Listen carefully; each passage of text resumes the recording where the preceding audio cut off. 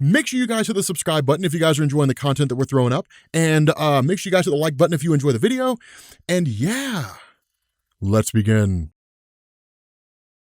Okay, so we are getting back into the Marauders, and the Marauders is probably the best comic coming out of Marvel right now. Like it's amazing. Here's the thing, right? This is actually a really interesting story. This one initially picks up with Sebastian Shaw, right? Sebastian Shaw, of course, being the Black King of the Hellfire Club, the guy who can absorb pretty much a limitless amount of energy and turn it into a physical strength. And what he ends up doing here is he actually ends up traveling to the Five. Now, of course, those of you guys who have been keeping up with Dawn of X, the Five are the 5 mutants who are responsible for resurrecting other mutants who have basically died, right? Each one plays a particular role in resurrecting various mutants who are out there. And now they don't just do it willy-nilly. There's usually a cause or there has to be a justification for a mutant being resurrected. They have to serve a particular purpose. And this is really more of like an editorial concept by Marvel to basically ensure that like writers aren't just arbitrarily bringing mutants back. Nobody wants to see Unis the Untouchable come back. I don't know if any of you guys know who he was. He was a guy who could create force fields and then suffocated inside of his own force field. He sucked. Like he was a really crappy mutant. So because of that, he was a terrible character.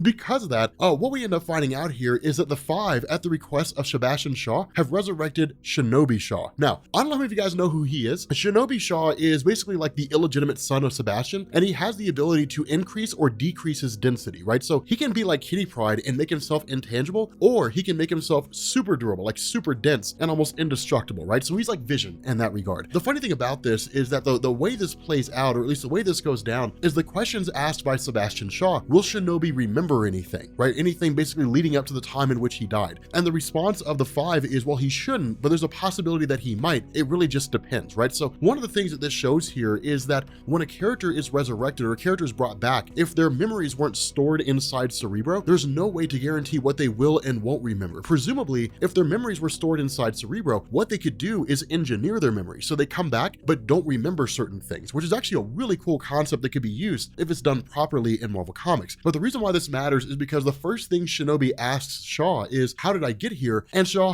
kind of has this recollection back to when Shinobi died. Now, here's an important thing about his character. Shinobi was really a result of Marvel in the early 1990s trying to like reshuffle the landscape, right? So we've talked about this before in X-Men Explained when we explained the publication history of the team. And the idea was that in 1991, Chris Claremont from 91 to 92 basically bailed. And so in early or really kind of late 1991, John Byrne took over. And the reason why that mattered because John Byrne had done a lot of the art alongside Chris Claremont as writer in the X-Men titles, which is really where John Byrne made his claim to fame. That and the artwork he did on Fantastic Four back in the day. Now, he also wrote stories, right? He did things like She-Hulk. So it was like the first instance where she basically broke the fourth wall was under John Byrne. But one of the big things that Marvel had done is they had basically looked at a lot of the work that Chris Claremont had done. And because he had basically just left Marvel, just was gone, like he was there one day and gone the next and went over to DC to write that terrible Sovereign 7 story. When he had left, Marvel basically wanted to kind of undo all the stuff that he did or kind of tie up loose plot threads, right? And so Sebastian Shaw was kind of considered to be an archaic holdover. Claremont had done a lot of work with him, but the role that Shaw played was the Black King of the Hellfire Club. And that was a role that could be occupied by anybody. And so the idea was to basically remove Sebastian Shaw and replace him with a new character. And so what you ended up getting was the introduction of Shinobi. And really, he kind of got his claim to fame as part of a group called the Upstarts. Now, the Upstarts was a concept that was introduced because Shinobi, I think, first appeared back in the old X-Factor comics. And the Upstarts were a group that were introduced back in 1991 when Selene had become the Black Queen of the Hellfire Club. Of course,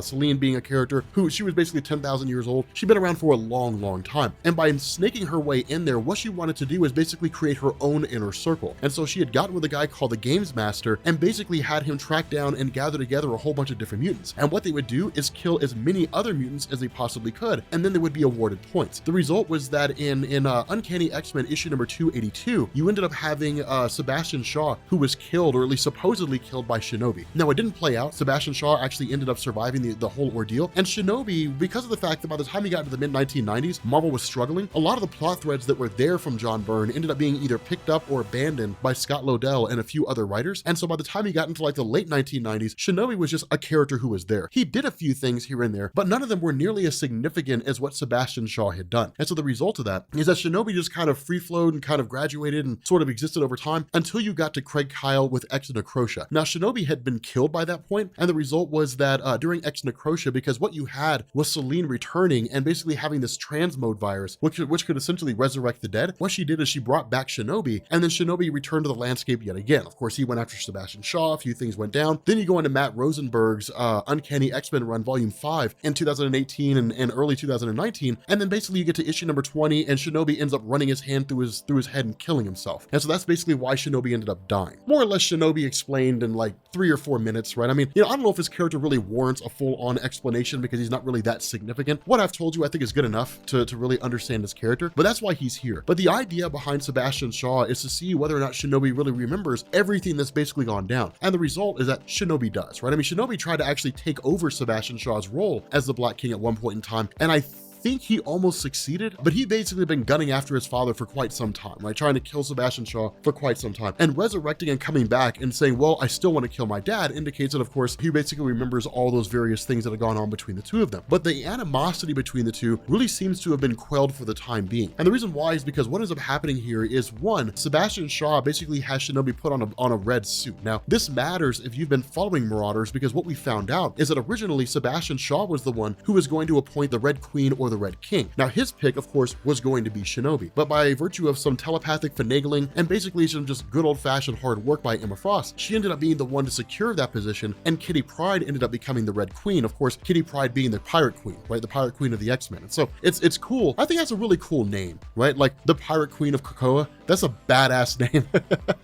I love that name. But basically, what ends up happening here is Sebastian Shaw really begins to just kind of show Shinobi everything that's going on. Now, the reality of this is really more of kind of a filler story than anything, but it's also sort of a good way to be introduced to what's going on if you're getting onto Marauders late. Now, it's good to see that this is actually what's happening here. It's good to see that at least what Jerry Dugan's doing here is kind of continually offering new readers a way to kind of get into the story, right? Because really the first little quarter of this, the first third of this, is literally Sebastian Shaw running over all the things that we already know, that the mutant nation of Krakoa provides various medicines to the human world, and the result is that there are some human nations that will publicly support the mutant population, and because they do, they basically operate through Emma Frost as the White Queen of the Hellfire Club, and she's the one that basically publicly provides medicines and supplies to those various nations that publicly support the X-Men. For the various nations that publicly oppose the X-Men but secretly desire to get their hands on their medicines, that's where Sebastian Shaw comes in. He's the Black King, therefore he operates inside the black market. And then you have the Red Queen, Kitty Pryde, who basically travels from place to place, freeing mutants from nations that won't allow those mutants to escape and travel to Krakoa, right? So she's kind of the one that just moves around from place to place. And that's basically what it is Sebastian Shaw is telling his son that goes on here. But it's kind of funny because as you get into this and as you see the two of them talking, what you see is a lot of manipulation by Sebastian Shaw. What he basically does here is he really kind of skews everything and tells his son, well, I was the one who was supposed to appoint the Red King, but Emma Frost lied and she cheated and she was dubious and she used her powers, and really kind of like demonizing the character of Emma Frost and making her look bad in the face of Shinobi by saying like she's manipulative and she's a terrible person and she's the one that basically duped Sebastian Shaw, making himself look like the good guy and kind of the innocent person in this. Now, this is important because what it shows is the lengths by which Sebastian Shaw will go to achieve his goal. That Sebastian Shaw has always and will always be a very manipulative and villainous character, more or less. And that's really kind of what's going on here. And that's the important thing to bear in mind, is because while you do have a lot of these various mutants who are serving as part of Krakoa, at the end of the day, they all really still do have their own machinations. Now, they operate and try to achieve those machinations while not deviating too far away from Krakoa so they can maintain their status, right? Because what we've seen is that if a mutant, in the case of Sabretooth, if a mutant runs awry, if they become too extreme, they run against Krakoa or possibly even sabotage or jeopardize Krakoa's sovereignty as a nation, they'll be banished, right? They'll be locked inside the island of Krakoa, and nobody wants to be locked down there, right? Because it's just a terrible place to be in. You're literally just sitting there in darkness by yourself, presumably. We don't really know what all's down there. But Sebastian Shaw, in order to maintain his position and to ensure the continued use of his power, is kind of manipulative and sort of moving things around like chess pieces in his own favor. And his son is no different here. And so ultimately what he basically ends up saying is, you're going to serve as like the bishop of the Hellfire Club, right? Now, if for those of you guys who are unfamiliar, the Hellfire Club really are like chess pieces, right? The White Queen, the Black Queen, the White King, the Black King, the White Rook, the Black Rook, and so on and so forth through all your various chess pieces until you get to pawns, which are usually deemed as like henchmen of the Hellfire Club. The idea of bringing his son on as a bishop is designed to basically say, hey, look, I can't really have a red king or a red queen. That position's held for Kitty Pryde, but secretly coveting that position so that if the time comes when Kitty Pryde somehow befalls some terrible fate and is somehow killed or incapable of being able to serve her purpose, well, then here's a waiting member ready to take her place in the form of Shinobi Shaw. How, what a coincidence. That's really the kind of thing that Sebastian Shaw is going for here. It's very manipulative, but that's how his character operates. It falls right in line with the charter of the Hellfire Club. And so that's when you really find out how devious he's being here, when Shinobi really asks the question, says, how was it that I died here? And that's the thing. He doesn't know how he died. That's the one thing Sebastian Shaw wanted to ensure, is that when Shinobi came back, Shinobi wouldn't know how it was that he died. And that's when Sebastian Shaw says it was basically the White Queen and the Red Queen that conspired against you. They conspired against you to kill you and remove you from the landscape, essentially telling his son, they're the reason why you died. You have to get revenge on them. It's pretty shady. But again, this is why I love everything in Dawn of X. Every story is unique and amazing and fantastic. With that being said, guys, we're going to bring this video to an end. If you are new here to Comics Explained, make sure you guys hit the sub button to become part of the Rob Corps. If you guys want to check out my versus videos and my uncensored videos, head over to patreon.com/comicsexplained. And if you guys enjoyed this video, make sure you drop a like, and I will catch you all later. Peace. I want to give a shout out to Jason C, Austin S, Jason S, Austin H, Philip, and Austin B. We have a lot of Austins in our Patreon, as well as Genosis916. Genosis didn't give us a first and last name, so we kind of had to roll with it. I didn't mention your all's last names. I figured you guys didn't want me to throw them out there, but I want to say thank you to you all. By the way, your Rob Corps rings should be on their way. For our Honor Guard members of the Rob Corps, for these special patrons, your custom Rob Corps rings should be on their way. They're being shipped to me. After that, I will have them shipped to you. Stay tuned, keep your eye on Patreon and your messages, and you will hear about them coming to you. Thank you.